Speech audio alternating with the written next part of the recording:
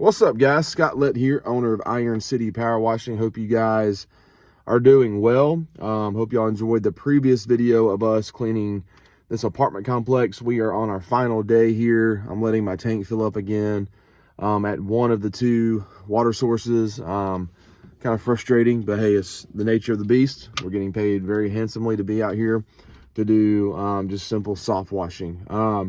But what I want to talk about today is something that you all are going to face at some point in your pressure washing career, once you step into the commercial realm of the industry. Okay, this is a real life scenario that we are currently in right now.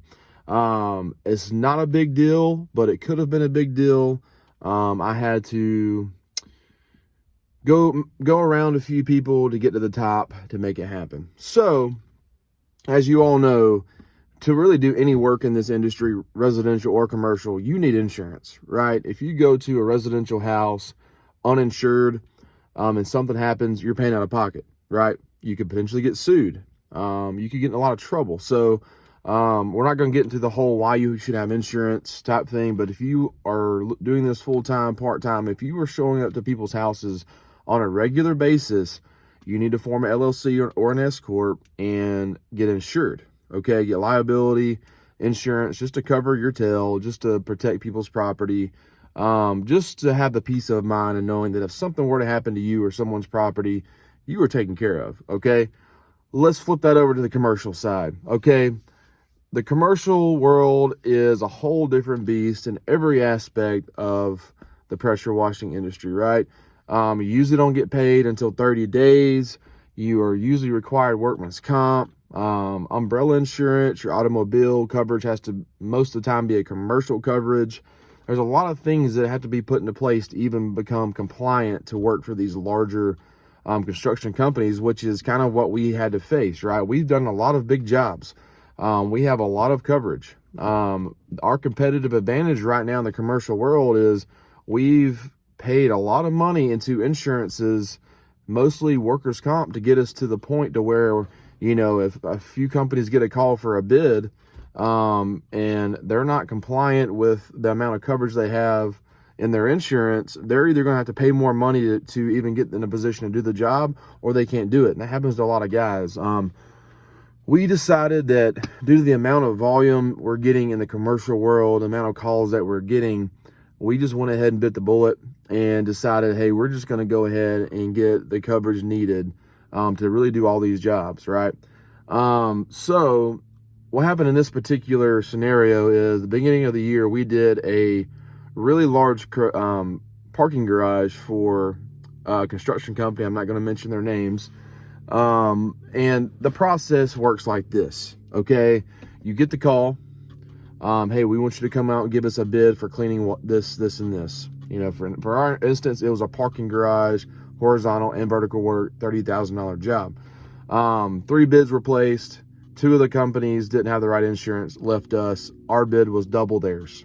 So we were the only company that was in compliance with, up to date with what they want as far as insurance. Okay, they send you a sample form, a COI, certificate of insurance, and I'll show you guys a picture. I'll post it after this video of what it looks like. And all the numbers have to match on your end to theirs, right? We did that. We spent like an extra $7 grand to get our insurance where it needed to be to even do the job, okay? Not only that, we had to send in our chemical list of our degreasers, sodium hypochlorite, our surfactants, all of these things, right? And then we had to put together a safety data sheet, which, you know, talks about, you know, running a lift, wearing proper PPE, just all these safety compliant things. And we were sent this list, I'm telling you guys, like this thick, full of just a vendor packet type thing to fill out to go do the job. And this was a quick turnaround. This was a last minute, hey, let's get this thing pressure washed before the painters come in. And so the property manager, he dropped the ball big time.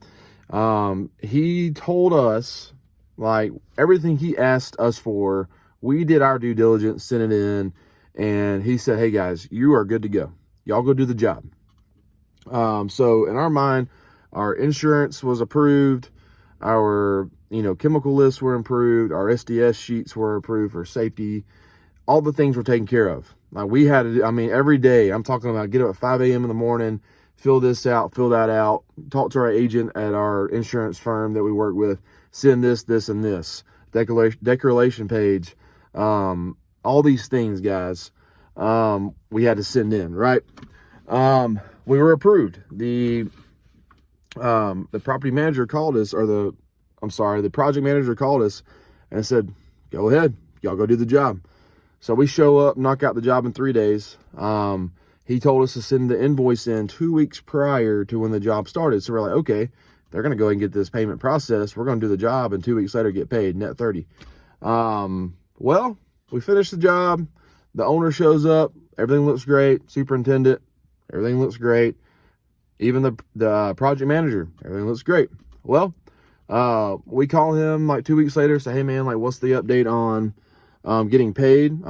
Is there any way we could bypass the old fashioned send a check in 30 days? Is there, a way we can just electronically get paid? Because that exists, guys.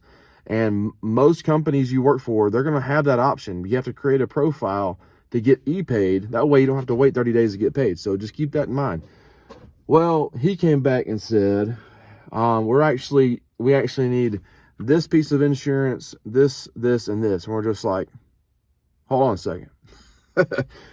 Why are you asking for declaration pages? Why are we asking for COIs again? Why are you asking for 3A coverage? All these things. Now, like the job's complete, right? We've been on the job site. We've done the work. We've been checked off. The invoice has been sent because you approved of everything. Now you're saying we can't get paid because this, and this. All right, new to us. This has never happened. So I made some phone calls. I went to his boss, and I said, look, this is what's happened, okay? Because when I explained her the story, like I'm telling you guys, she was like, yeah, I was a little surprised by how fast the turnaround was for you guys to get out there on site. And I was just like, yeah, it was a pretty quick turnaround. So come to find out, the property manager or the project manager did everything backwards, right? He just was trying to get us on site to get the job done because he was in a pinch. The scope, the schedule was pretty much used up. All the time was used up for this job. So he sent us out there without us really being approved. So he just wanted to get the work done and then do the insurance stuff, which in my mind is not right. So I did something about it. I was proactive. I called essentially his boss. She is the compliant manager over subcontractors. And I told her this is what happened. And then come to find out, he sent us a short contract rather than the long contract. This is what saved us. I said, yeah, he told us, he sent us a short contract and we signed it. And I was like, ma'am, I've looked this contract up and down to look for these insurance requirements that you're asking for, but I can't find it. And according to, his administrative assistant, according to him, we've been approved for all of our insurances because everything that you asked for, we paid $7,000 to get ourselves in a position to do this job. $30,000 job, you pay $7,000, you're only profiting 21. Even with chemicals and gas and time and hotels, we're really only profiting $18,000 off the job, which is good, but we had to pay a lot of money out of pocket to put ourselves in a position to do this job. So we were just like, look, we've done our due diligence, we've done the job, transaction complete, account closed, pay us. Like, what is going on here? And she was like, well, there's a long contract that you guys signed. I said, no, ma'am, we didn't sign a long contract. We signed the short contract. She pulled it up. Sure enough, it was a short contract that didn't mention anything about insurances that are going to be needed after the job to get processed. And she was like, okay, the project manager kind of did this backwards. He was just trying to get his job done and worry about getting us paid later. And we weren't told any of that. And luckily, I remembered the contract. I looked that thing up and down and got very familiar with it enough to realize, hey, this isn't right. Okay. So what I'm trying to say, guys, is when you get a contract, don't be so excited and emotional that you got this huge contract and you just sign that thing, send it in.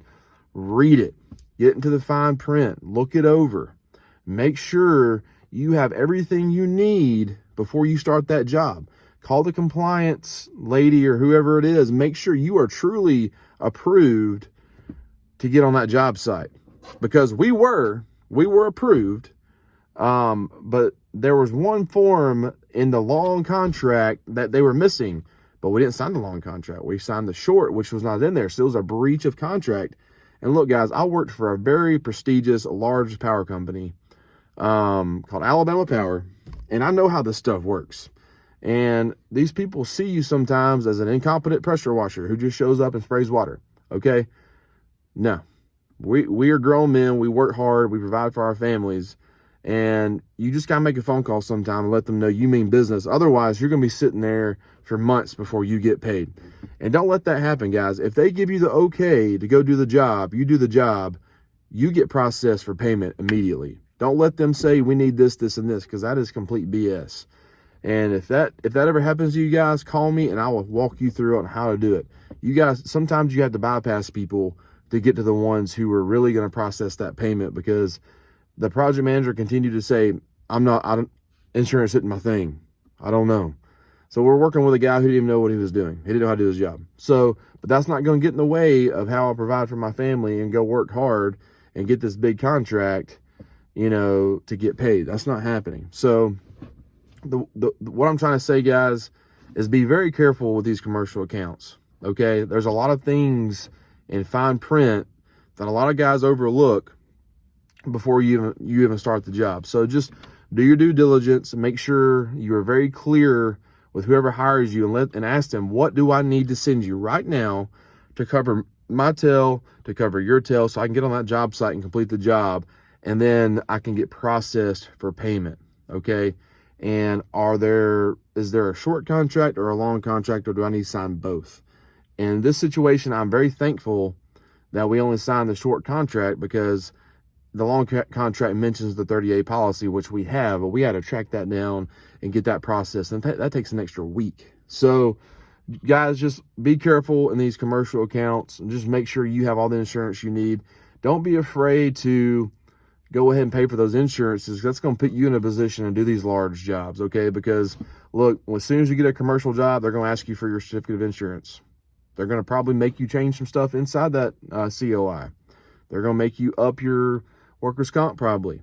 They're going to make you get more umbrella insurance, probably more liability insurance. They're going to make you get all these different things, but that's going to put you in a position to do these bigger jobs. That's what's happened to us, guys. Like, there's a good chance we're going to get calls for these really big jobs, and the other companies who put a bid in, they're going to find out they don't have enough coverage, and we're going to be rewarded the job. That's what happened. Our bid was twice the amount as the other guys.